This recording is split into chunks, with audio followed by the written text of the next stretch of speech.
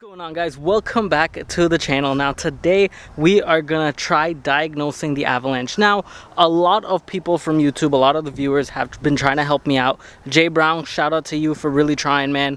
I really do appreciate all the help that you are giving me. So he is basically my right hand man on diagnosing what's going on with this, so I really do appreciate it, and I love when the channel comes together like this as a community. Now, in respects for Jay Brown, I'd like to take a moment to say I'm sorry for the loss of your friend. His name is Kris Kaatz, and at the end of this video, stay tuned to the very end. We'll do a little memorial thing for him, and it's just a way of giving back. So I'd just like to pay my respects to Kris Kaatz.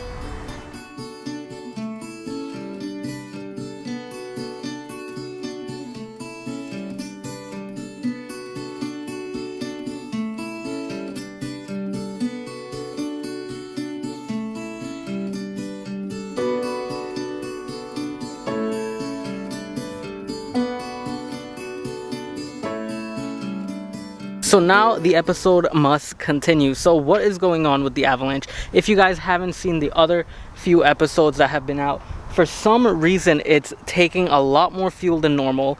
The exhaust tip is burning black, which I'll show you in a few. Whenever you try to start the vehicle, it has the longest, hardest crank, and it smells like fuel towards the gas tank. So I don't know if I have to drop this gas tank. I assumed it was the fuel pump.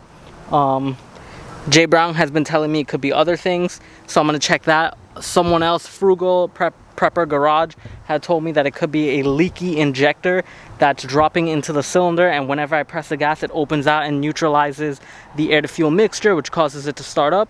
Because whenever I press the gas, it just automatically starts up. So I'm going to show you that right now. So this is my attempt on starting the truck. Where did I put the key? Let me go get it. One sec. And we're back. So this is my attempt on starting the truck. Watch how as soon as I press the gas, it's gonna start. Can you see my foot by the gas? Watch this. I'm not gonna press it. Okay, well, it didn't do it that time, but it just jumped right up. But that's because I also had it running for a bit, so it probably just fired right up evenly, I guess. Normally I would have to tap the gas and it would automatically just fire right up. So it didn't do it that time, so I can't replicate it for you, but take my word for it, it does it. I don't know how well you can see that, but this exhaust is burning super black. That, to me, that indicates that it's kind of rich with fuel. It should be cleaner, so we may have a problem with some fuel escaping out somewhere.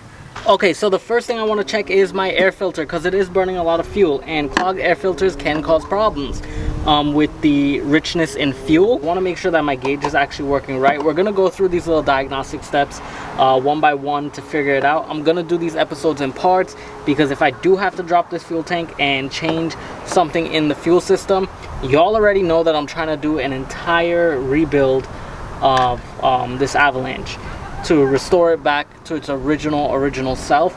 So if I do have to change something in the fuel system, everything's getting changed one shot. So let's start off with the air filter.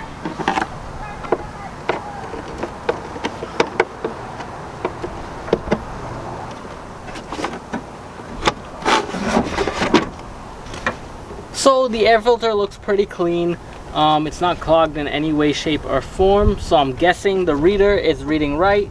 And let's put this back in and move on to the next step.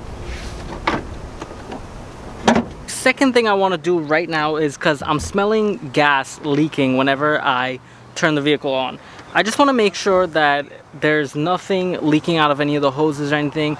So I have this kind of homemade smoke detector machine. Now, I actually didn't make this myself. I bought this years ago from eBay or Amazon. I forgot where it was, but I will definitely put the link in the description for this. I just have to find it. So if the link is not up, that means I didn't find it, but hopefully I did.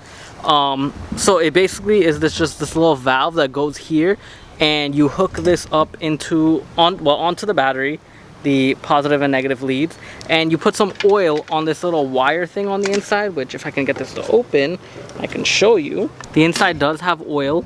already, but it's a little wire wrapped with some napkin. And what happens is the oil, which is, it's already gonna turn on, because of the electrical current, it goes through the coil onto the soaked little rag thingy in there with the coil, and causes heat, and then it causes smoke.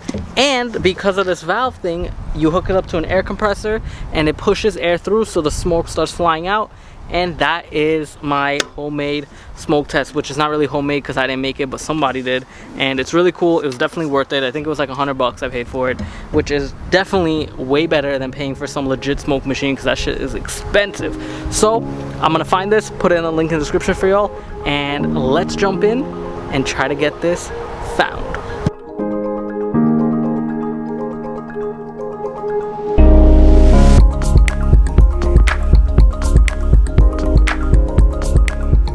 Testing it through the gas tank, I didn't find anything. So what I'm gonna do is blow some smoke through the purge solenoid area and see if there's any leak from this side, if anything's gonna come out anywhere. Maybe the intake gasket, maybe a fuel injector, I don't know. Let's see, because I'm sure it's gonna travel throughout the system.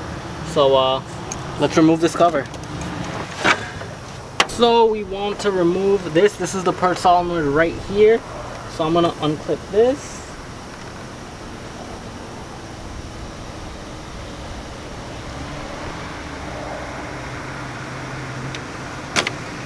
Boom. Maybe I can blow smoke through this. So let's blow smoke through this tube instead. Let's see what happens.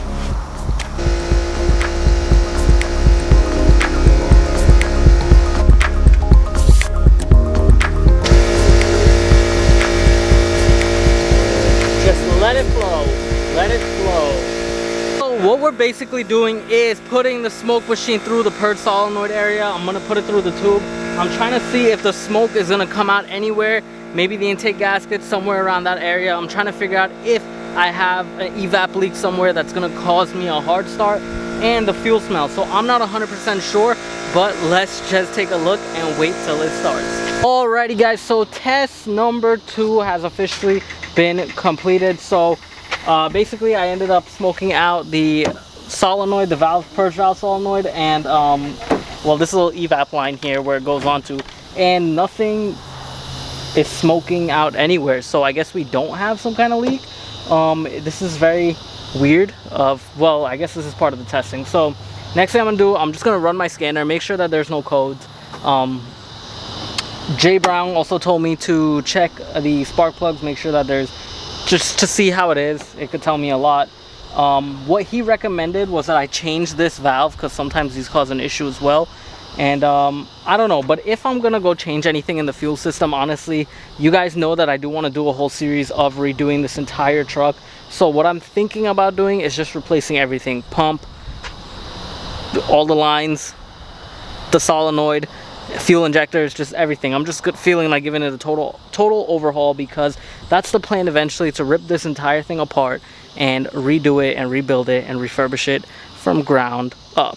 So let us scan for codes right now. Alrighty guys, so here is what's going on. We're gonna end this episode for today. Clearly today's episode was a fluke. Unfortunately I didn't find anything with the smoke test. I didn't find anything with the air filter. I also ran the codes, didn't find anything there. Tomorrow I'm gonna try to check the live data to see what's going on. I'm not that great at reading those things. I never really, like I told you guys, I'm not that great at diagnostics when it comes to vehicles and stuff like this. I really am not. I usually just get super lucky and things just happen to work out the way that they do. Yeah, I don't know. We'll figure it out. I always try to do tons of research, ask around, pick brains, and see what I can learn. But I guess we're just going to end this here today, and see y'all tomorrow. Peace.